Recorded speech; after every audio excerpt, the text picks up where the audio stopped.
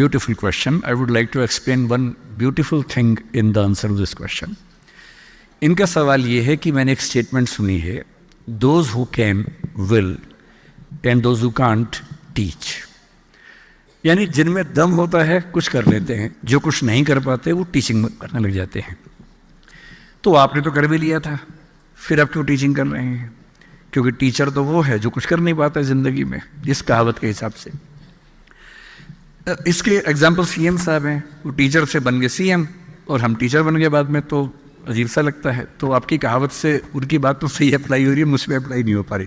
मैं आपको समझाता हूँ। देखो, जब हम लैंग्वेज पढ़ते हैं तो लैंग्वेज में एक वर्ड का एक मतलब नहीं होता है, एक वर्ड के बहुत मतलब होते हैं।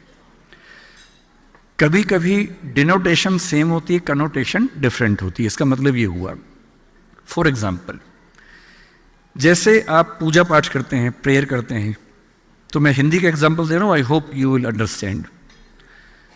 पूजा पाठ में हम कभी कभी चावल का इस्तेमाल करते हैं, पर हम पूजा पाठ करते हुए चावल को चावल नहीं बोलते, अक्षत बोलते हैं।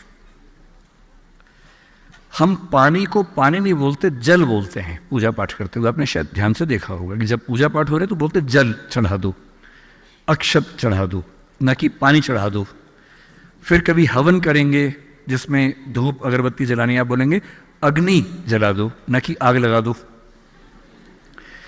तो अग्नि और आग एक ही बात है, पर पूजा पाठ करते हुए अग्नि जलाते हैं और बातों से क्या लगाते हैं? आग लगाते हैं। किसी घर में क्या लगाते हैं? आग लगाते हैं, पर पूजा पाठ में अग्नि जलाते हैं। अगर आप इस स्टेटमेंट को इस कॉन्टेक्स्ट में समझेंगे तो बात समझ में आएगी। जब ये स्टेटमेंट कह रही है कि दोज हु कैन विल, इसका मतलब है कि जिनमें कुछ करने की हिम्मत होती है, दम होता है, वो कर लेते हैं। जो नहीं कर पाते दूसरों को टीच करते हैं। पर यहां टीचिंग का मतलब टीचिंग करियर से नहीं है, यहां टीचिंग का मतलब बिना बात का ज्ञान देने से है। जो आपके पेरेंट्स आपको दे रहे हैं आजकल और आपको अच्छा नहीं लग रहा है, आपके पेरेंट्स कह रहे बेटा फ़ोन मत यूज़ करो, आप कहते हैं आप खुद तो करते हो, हमें क्यों ज्ञान दे रहे हो?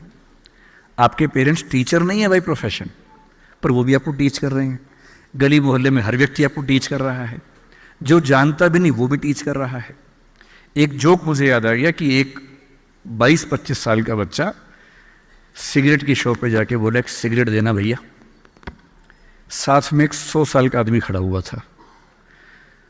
उसने कहा कि बेटा सिगरेट पीना अच्छी बात नहीं है, फेफड़े जल जाते हैं, और बेटा गलत बात है, सिगरेट मत पिया करो, ज़िंदगी खराब हो जाएगी, ऐसा मत किया करो। उससे कहा अंकल आपकी उम्र कितनी है? बोले 100 साल। बोला अंकल मेरे दादाजी की उम्र 125 साल है। तो 100 साल वाला अंकल बोला वो सिगरेट नहीं पीते होंगे ज़रूर? बोला नहीं पीते हैं, ज्ञान नहीं देते। ये वाले जो टीचिंग है ना, ये उसका जिक्र है। Those who can will, those who can't teach. This is not about teaching profession.